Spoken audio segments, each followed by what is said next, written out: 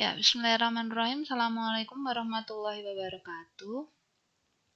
Pada kesempatan video kali ini, ya, kita akan lanjut lagi pembelajaran dari kalkulus lanjut, khususnya masih berkaitan dengan perubahan dari grafik, turunan, dan di sini kita akan khususkan pada pembahasan terkait dengan bidang singgung dan pendekatannya, ya. Jadi di sini masih kita gunakan aplikasi-aplikasi dari turunan di dalam grafik itu seperti apa, ya. Khususnya di sini masalah bidang singgung serta pendekatannya, ya. Pendekatannya nanti di sini kalau ada perubahan, nah kita akan coba dekatin di angka berapa dia akan muncul, terdapat perubahan di perkiraan, di angka perkiraannya di sini.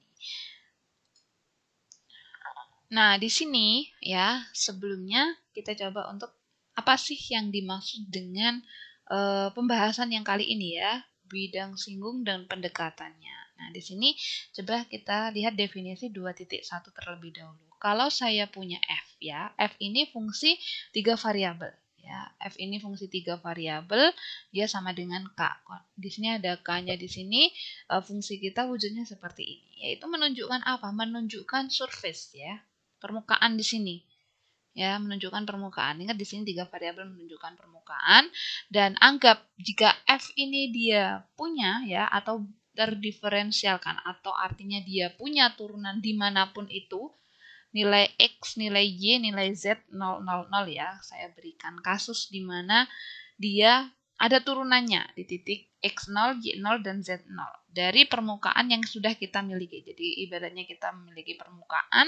Nah, permukaannya kita ini dia ada turunannya di titik yang kita maksud, yaitu x0, y0, dan z0 dari permukaan yang kita miliki.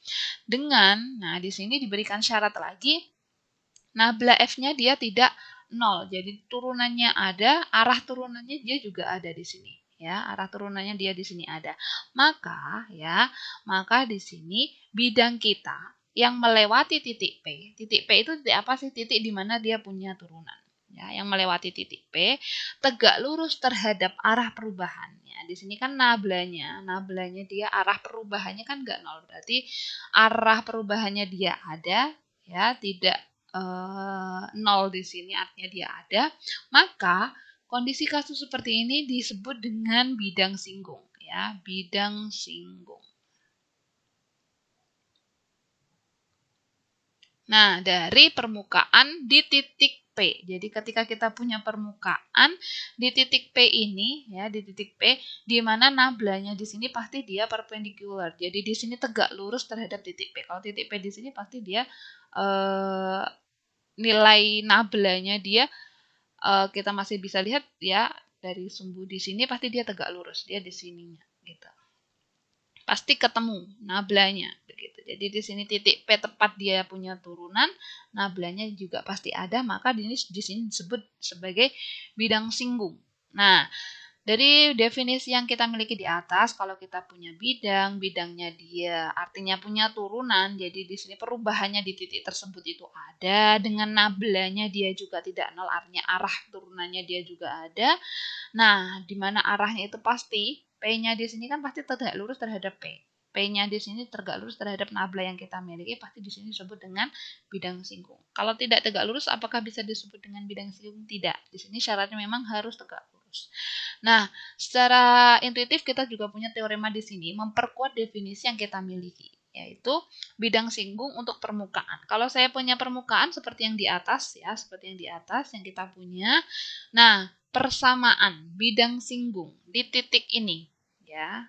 Kan tadi di awal sudah dijamin kalau saya punya persamaan di sini menunjukkan permukaan, dan permukaannya persamaannya fungsi saya itu punya turunan di 3 titik ini, x, y, z ini, maka nablanya dia ada, sehingga yang tegak lurus itu ada. Nah, adanya itu di titik mana? Nah, inilah penguatan di titik ini loh, atau persamaannya itu seperti apa gitu.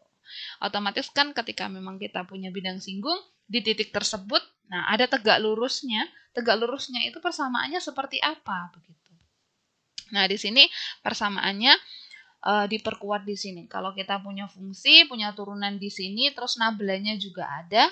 Nah, nablanya di sini juga ada karena tegak lurus. pasti di sini nabla kita kalikan dengan x, y, z ya. Titik P ini kan tadi perpendikular di sini. Artinya kalau tegak lurus pasti hasilnya dia 0. Gitu. Jadi sehingga persamaan bidang singgungnya seperti apa ya? Sudah begitu. Karena kita punya 3 variabel x, y, z, jadi fx yang berubah terhadap x min x0, fy yang berubah terhadap y min y0, fz berubah terhadap z min z0 sama dengan 0. Sama seperti pas waktu dulu mungkin SMA sudah ya familiar, sering sekali menggunakannya, tapi mungkin hanya menggunakan rumus begitu. Jadi di sini asal muasalnya ketika memang kita punya fungsi, terus kemudian dia punya turunan di titik ini, nah turunannya itu tegak lurus terhadap arah perubahannya, maka kita bisa mencari bidang singgungnya. Nah, bidang singgungnya di persamaannya gimana nih? Begitu. Jadi, ini persamaannya. Nah, secara kasus khusus ya, jika Z-nya itu fx dan y, ya, Z-nya itu fx dan y, maka persamaan bidang singgung ya itu seperti ini ya sudah gitu, karena di sini cuma ada x dan y saja ya kita hanya punya ini saja fx dan fy saja. Nanti kalau ada fz ya tinggal ditambah 5 variabel juga nggak ada masalah ya. Jadi berarti dia ada 5 perubahan yang akan kita gunakan ya. Lagi-lagi di sini masih menggunakan konsep yang sama, yaitu konsep turunan fx fy secara parsial. Jadi di sini memang pembahasannya masih lanjut dari yang sebelumnya sudah membahas turunan parsial, lalu tadi ada aturan gimana menurunkan fungsi yang dia kasus khusus. Nah, di sini lanjut lagi kalau ada bidang singgung. Syarat bidang singgung itu apa bisa terjadi, kemudian persamaan bidang singgungnya seperti apa. Begitu. Nah, di sini sudah diperkuat syaratnya seperti ini, pasti ada. Nah, adanya itu di persamaan berapa di sini sudah dijelaskan. Jadi karena ada perubahan. Karena ada perubahannya namanya bidang singgung kan pasti dia membahas tentang perubahan ya. Karena ada perubahan maka di sini ada x min x0, y min y0, z min z0 kalau dia 3 variabel. Kalau 2 variabel ya cukup x min x0, y min y0. Nah, turunannya terhadap x terhadap y. Main lagi di sini terhadap turunan karena di sini membahas tentang bidang singgung pasti bahas tentang turunan. Nah, itu tadi definisi terkait dengan bidang singgung, terus kemudian karakteristiknya, terus bagaimana merepresentasikan persamaan dari bidang singgung itu seperti apa. Contoh ya, di sini kita coba untuk berikan contoh. Nah, tentukan persamaan bidang singgung dari Z sama dengan E kuadrat plus Y kuadrat di titik ya, di titik ini. Jadi di sini bisa dilihat kalau saya punya fungsi ini Z sama dengan E kuadrat plus Y kuadrat. Nah, bagaimana nih bidang singgung tepat di titik 1, 1, 2. X-nya 1, Y-nya 1, Z-nya 2. Gimana nih begitu. Nah, kita selesaikan. Apakah dia punya bidang singgung? Kalau punya bidang singgung, dia persamaannya bagaimana nih? Begitu. Nah, di situ sama ya. Kalau biasa kita punya fungsi kalau dulu pas waktu masih satu variabel gitu, fungsi kita cuman x kuadrat begitu. Nah, kalau diturunkan kan jadi x 2x begitu. Jadi di sini kalau kita awalnya punya fungsi x kuadrat misalnya, nah kemudian diturunkan menjadi 2x kan dia hanya bentuknya garis saja begitu. Nah, dari bentuknya garis ini kan di sini terlihat perubahan yang awalnya grafik kita berupa wujudnya dia seperti ini ya, fungsi kuadrat, terus kemudian dia diturunkan gitu. Jadi fungsinya ya hanya fungsi pangkat 1, jadi fungsinya bentuknya garis saja. Nah, di sini kalau fungsi kita nih nggak hanya satu variabel tapi bahas tentang dua variabel yang namanya nanti tidak bentuknya garis lagi tapi sudah bidang singgung. Nah, ini yang akan mau kita cari ya. Ini yang mau akan kita cari. Kalau dulu bahasnya tentang fungsi kuadrat saja turun pasti wujudnya dia hanya garis gitu. Tapi kalau di sini dia udah main lebih dari satu variabel. Nah, makanya di sini nggak lagi garis wujudnya, tapi dia bentuknya bidang singgung seperti yang ada di gambar ini. Kalau kita wujud bentuk grafik kita seperti ini ya, dia sudah main ini dua variabel y kuadrat. Jadi di sini ketemulah bidang singgung itulah yang warna abu-abu ini ya, abu-abu tua ini. Nih, nah tepat di sini 1, 1, 2. Gimana nih bidang singgungnya? Begitu. Kita mau mencari tahu tepat di sini gitu. Nah, hal ini sangat sering lagi aplikasinya ya, lagi-lagi di sini digunakan oleh kawan-kawan kami di luar sana, banyak digunakan. Jadi di sini kita cukup membahas teoritik dan kasus simpelnya saja ya. Di sini karena saya punya Z sama dengan Y kuadrat, saya sama dengankan di sini F, X, Y karena dua variabel ya. Terus seperti yang pembahasan sebelumnya ya, kita masih bisa mencari di sini nabla F-nya ya, arah bidang singgungnya bagaimana nih. Turunannya gini, arahnya gimana gitu. Mungkin dia ke dalam, keluar, ke atas, bawah, kanan, miring kiri. Nah, ini arahnya. Karena dua variabel ya, 2X dia vektor I dan 2Y diturunkan vektor J begitu. Jadi sini nabelanya sudah ketahuan. Nah, karena di sini diminta ya, arahnya sudah ketahuan, tapi arah di titik mana? Oh, arah di titik 1, 1, 2. Karena di sini hanya dua variabel, yaitu arah di titik 1, 1 saja ya. Nabla F 1,1 jadi ketemunya X-nya dimasukin saja, Y-nya dimasukin. Di sini nggak ada hal yang baru lagi. Berdasarkan teorema di atas nih, teorema di atas tadi tepat ngomong bahwasanya oh, ternyata di sini kalau kita punya fungsi dan fungsi kita ada nablanya di sini dia nggak nol ya. Jadi di sini nabla f-nya dia tidak nol, bukan merupakan vektor yang nol gitu. Jadi di sini ada hasilnya, di sini juga ada hasilnya ya, ketahuan. Jadi di sini bisa dicari ya, persamaan bidang singgung kita itu di mana. Ya, jadi sini ya sudah gitu, persamaan di atas tinggal dimasukkan saja Z min Z0 sama dengan 2. Z min Z0 sama dengan 2. X min X0 plus 2. Y min Y0. Gitu. Ini. Jadi ini persamaan bidang singgung kita. Kemudian kita bisa disederhanakan ya. Z min Z0 gitu. Z min 2. Z0-nya kan di sini dimasukkan 2. Y0 dimasukkan 1. X0-nya dimasukkan 1. Terus kemudian kita sederhanakan. Jadi seperti ini. Jadi awalnya kita punya fungsi Z sama dengan Y kuadrat Y kuadrat. Ya, tepat di angka ini ternyata memang dia ada perubahan ya. Jadi grafik kita nggak melulu horizontal terus atau vertikal, terus faktanya dia ada mengerucut ke bawah. Jadi di sini karena ada perubahan grafik ya. Jadi di sini bisa kita cari bidang singgungnya ya. Bidang singgungnya perubahan ini sejauh apa, sebesar apa. Faktanya di sini emang terdapat ada perubahan, Mbak. Faktanya nabla F-nya di sini ketemu angkanya.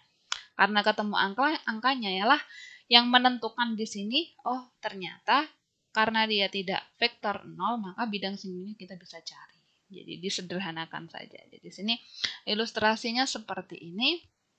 Silahkan bisa digunakan Maple atau MATLAB untuk mencari apakah benar grafiknya seperti ini. Begitu. Jadi wujud grafiknya seperti ini. Tepat di titik 112 bidang singgungnya itu persamaannya 2x plus 2y min z sama dengan 2. Begitu aja. Wujudnya dia yang warna biru, jadi bidang singgungnya yang warna abu-abu seperti ini. Karena diminta tepat di angka 112. Nah, ini salah satu aplikasi dari, lagi-lagi di sini kita masih memakai turunan ya. Kita masih memakai turunan, terus turunan berarah yang video selanjutnya sudah kita gunakan ya, nabla F di sini, terus kemudian baru kita kenal namanya di sini bidang singgung, persamaan bidang singgung. Selanjutnya di sini kita coba untuk kenalkan ya, kalau misalnya kita menemui kasus ya, kasus di sini ngomong kalau saya punya fungsi Z itu terdiri dari dua variabel ya, variabel X dan Y. Dan F itu fungsi yang kita miliki merupakan fungsi dari Z yang memuat dua variabel, itu fungsi yang punya turunan ya, artinya dia terdiferensialkan dan kontinu di titik X dan Y, berapapun itu X, Y, dan ada turunannya, dan di sini diberikan dx dan dy.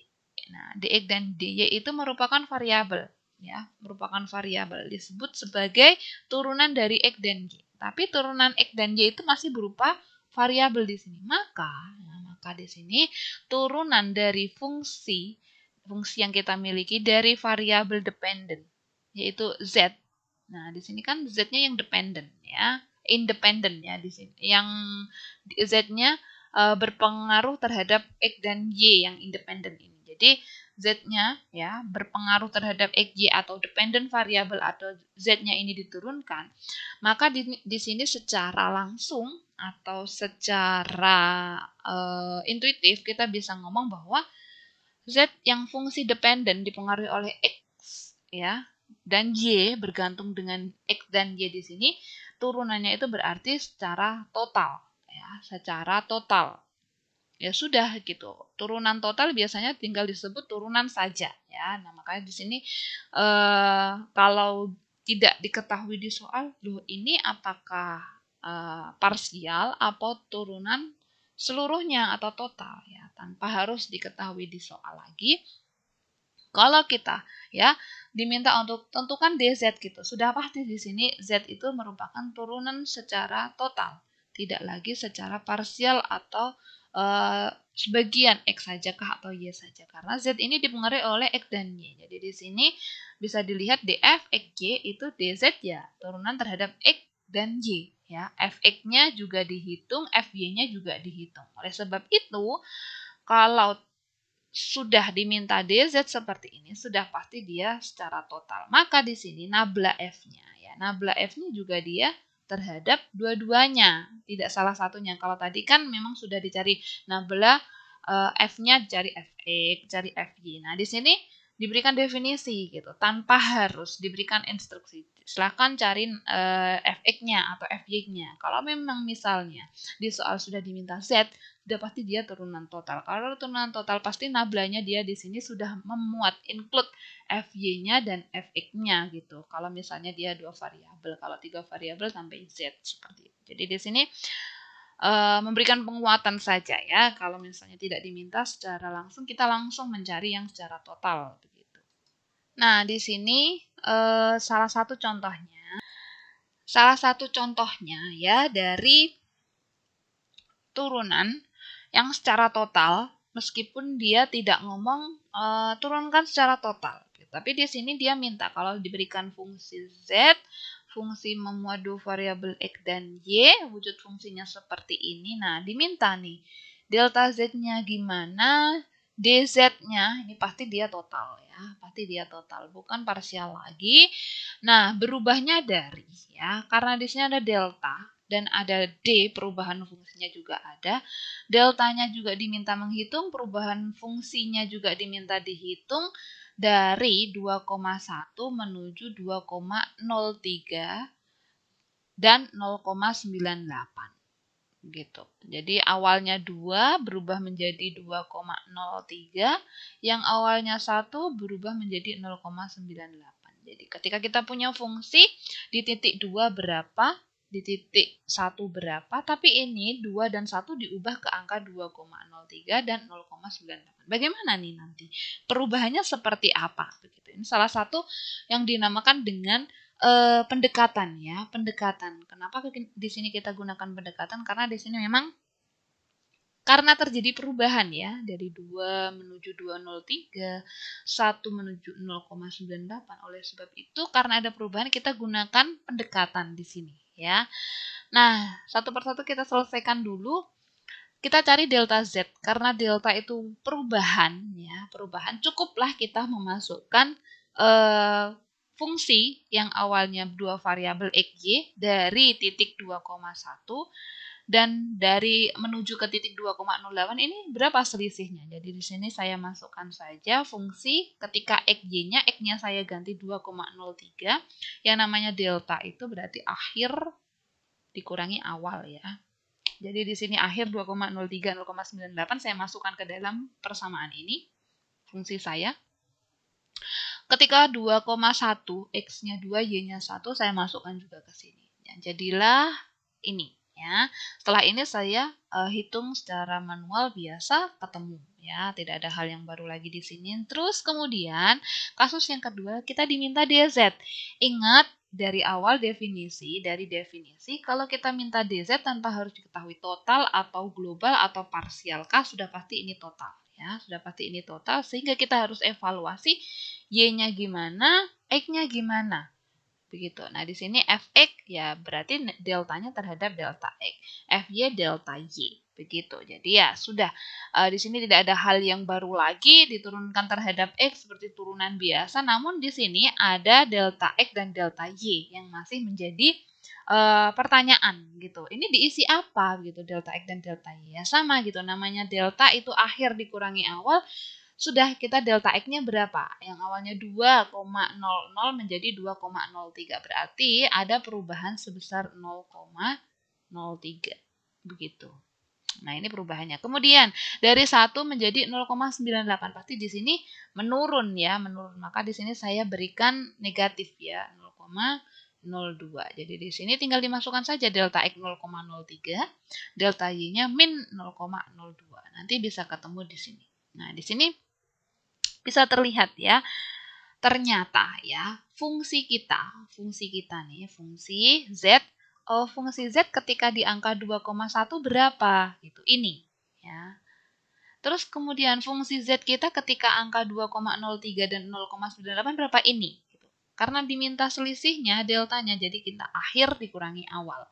Jadi di sini ini untuk kasus ya 2,1. Nah, di sini untuk kasus yang setelah berubah ya. 2,03 dan 0,98 begitu. Jadi di sini terjadi perubahan. Nah, fungsinya berubah pasti dia ada perubahan sebesar itu. Terus kemudian, kalau fungsi saya nih, saya mau mencari bidang singgung, perubahannya gimana? Ya sudah, kalau mencari bidang singgung tinggal diturunkan saja fungsi kita terhadap apa? Pasti terhadap DZ, pasti terhadap keduanya X dan Y. Gitu. Karena X-nya berubah, Y-nya berubah, pasti dikalikan dengan delta X dan delta Y. Tidak hanya lagi fungsi, tapi di sini sudah ditentukan nilai X akhirnya dan X awalnya, Y akhirnya dan Y awalnya tinggal dimasukkan. Nah, terjadi selisihnya di sini ya, 0,77962 sebagai perubahan fungsi. Nah, di sini sebagai perubahan ya, perubahan dari fungsi kita.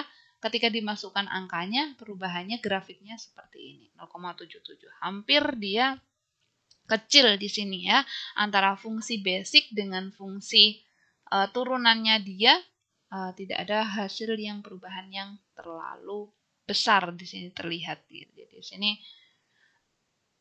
kelihatan gitu. Fungsi yang sebelumnya diturunkan ada selisihnya, setelah diturunkan perubahan gradiennya, gradien dari grafik kita, bidang singgung kita ternyata ada perubahan juga gitu, akhir dan awal, karena di sini sudah main fx dan fy-nya. Selanjutnya, ya ini hanya kasus pengembangan saja dari turunan, masih terkait dengan turunan ya, kasus pengembangan saja. Nah, di sini diminta untuk ya kalau teman-teman menemukan kasus tentukan polinomial Taylor seperti yang dulu sudah pernah kita pelajari ya, polinomial Taylor order pertama saja yang diminta dan kedua ya, pertama dan kedua, tidak perlu yang tinggi-tinggi ya. Pertama dan kedua saja dari fungsi ini di titik 0,0 dan gunakan pendekatan f 0,05 dan min 0,06. Jadi di sini diminta untuk menentukan polinomial Taylor di titik 0, tapi kita deketin dari seperti kasus yang di awal tadi, kita bisa melakukan pendekatan ya. Kalau dari awal tadi kita 2,1, gimana kalau didekatin dari 2,03 dan 0,98 gitu misal. Tapi kalau di sini diminta untuk mencari di titik 0,0 tapi dideketin dari 0,05 ya, 0,05 dan min 0,06 gitu. Jadi kita masih belum tahu di titik 0 seperti apa, tapi kita deketin dari sini. Kira-kira polinomial Taylor order pertama dan keduanya seperti apa? Karena di sini mintanya Taylor ya, langsung saja kita turunkan fx, fy, fy, fyx gitu kan sama dan xy ya. Ya, jadi kita tanpa harus menghitung lagi yang fyx, pasti ini sama. Begitu. Nah, kalau kita sudah punya ini ya, diturunkan biasa ya, seperti pas waktu kalkulus 1 turunan biasa dari fungsi yang kita miliki ini. Next, kemudian kita mencari polinomial Taylor. Yang pertama di sini order pertama ya. Order pertama. Saya simbolkan di sini P1, nanti yang order kedua P2 begitu. Nah, order pertama di titik 0,0. Di titik 0,0 berapa? Ya sudah, saya masukkan 0 dan titik 0. Oh, ternyata hasilnya 0. Ya, karena E pangkat 0 di sini menghasilkan angka 1 ya. Berapapun pangkat 0 pasti hasilnya 1. Jadi 1, 1, 0 gitu. Jadi sini tidak ada masalah lagi. Terus kemudian polinomial Taylor yang order kedua. Nah, di sini ya tepat di titik angka 0,0. Ya sudah gitu, tinggal dimasukkan polinomial order kedua merupakan gabungan dari polinomial order pertama. Ini ya polinomial order pertama ditambah ini polinomial order kedua. Jadi ada penambahan seperti ini ya, dan seterusnya. Nah, ketemulah ini gitu. Setelah ketemu ini dimasukkan angka X-nya 0, Y-nya 0, jadilah ini. Jadi polinomial Taylor order pertama dan kedua di titik. Di sini sudah saya masukkan 0,0 ya. Hasilnya itu 0 dan X kuadrat plus 2Y kuadrat. Jadi di sini kita sudah mendapatkan tepat di titik ini bagaimana. Terus kalau nanti kita gunakan pendekatan hasilnya seperti apa. Nah, di sini selanjutnya karena tadi polinomial Taylor order pertama dan order kedua tepat ya di angka 0,0, X-nya 0, Y-nya 0, kita sudah tahu ya. Kita sudah tahu polinomial pertama dia hasilnya 0, polinomial kedua hasilnya dia X kuadrat plus 2Y kuadrat. Nah, di sini karena diminta ya pendekatan tepat di angka 0,05 dan min 0,06 kita harus cari ya, tinggal dimasukkan saja ya, tinggal dimasukkan saja. P1-nya sudah pasti dia 0 juga. Kemudian P2-nya ya tinggal dimasukkan ya, X kuadrat plus 2Y kuadrat, X kuadratnya dia 0,05 kita kuadratkan plus 2 Y kuadratnya juga dimasukkan. Jadi di sini sudah ketahuan ya, sudah ketahuan polinomial Taylor di angka 0,0 dan 0,05 dan min 0,06 di sini terdapat perbedaan angka ya. Nah, dari sini kan sudah ketahuan bahwasanya aplikasi dari turunan yang kita miliki di sini untuk menentukan pendekatan ya di sini pendekatan. Kalau kita dekatin dari titik yang berbeda bagaimana hasilnya? Nah, ini ya, ini representasinya. Ternyata ketika dimasukkan angka 0 hasilnya masih persamaan yang seperti tadi gitu. E kuadrat plus 2Y kuadrat. Akan tetapi kalau dimasukkan angka yang lain dia sudah wujudnya bentuknya konstan seperti ini. Jadi fungsinya bisa dibilang di sini konstan ya. Di titik yang dimau di sini berbeda dengan di titik 0,0 ya dia masih seperti ini, kuadrat plus 2Y kuadrat gitu. Jadi gambar berikut menunjukkan polinomial order kedua ya, karena order pertama dia 0 ya, masih ya cukup bisa lah kita bayangkan wujudnya. Tapi polinomial order kedua kita coba untuk gambarkan. Nah, kemudian inilah ya wujudnya seperti ini ya. Awalnya kita punya fungsi Z-nya seperti ini ya, X kuadrat plus 2Y kuadrat. Ini kan order pertamanya di titik order kedua di titik 0 gitu. Di sini kita hanya membahas order kedua saja. Order kedua yang pertama 000 ya cukup mudah begitu, tapi order kedua untuk kasus ya 0,0 seperti apa untuk kasus yang kita dekatin di sini ya, min 0,05 0,05 dan min 0,06 seperti apa ya, wujudnya seperti ini. Jadi awalnya kita punya fungsi didekatin wujudnya bidang kita berubah menjadi seperti ini gitu. Untuk yang order kedua, order yang pertamanya kita tidak bahas karena cukup mudah gitu. Selanjutnya untuk nilai ya, nilai fungsi kita 0,05 dan di sini seharusnya min ya. Terjadi kekurangan sedikit. Min 0,06 hasilnya berapa ya? Di sini ini yang namanya approximation-nya di sini ya, pendekatannya kita. Pendekatannya kita gitu. Jadi kalau kita punya di awal kan fungsi kita wujudnya seperti ini ya, wujudnya seperti ini. Nah, ini hasil dari penurunannya kita tadi. Tapi kalau fungsinya kita masukkan nilai 0,05 dan min 0,06, jadilah ini ya. Fungsi kita wujudnya seperti ini begitu. Jadi memang ada di sini bisa dilihat ya, ada sedikit selisih ya. ada sedikit selisih. Itulah kenapa kita sebut sebagai namanya pendekatan ya. Pasti kita melakukan alternatif supaya mendapatkan hasil yang sedekat mungkin. Meskipun tidak sama 100% begitu, tapi hampir mendekati, maka kita gunakan tanda yang sama dengan yang seperti ini ya, approximation di sini ya. Jadi wujud seperti ini faktanya pendekatan yang kita lakukan tidak begitu jauh ya, 0,097 sama 0,0965 begitu. Jadi karena hasilnya tidak jauh seperti ini, maka kalau ada kasus ya, kalau ada kasus kita diminta nih di titik 0,0 bagaimana? Tapi kita dekatin dari titik yang berbeda. Apakah hasilnya sejauh apa? Faktanya di sini tidak begitu jauh ya.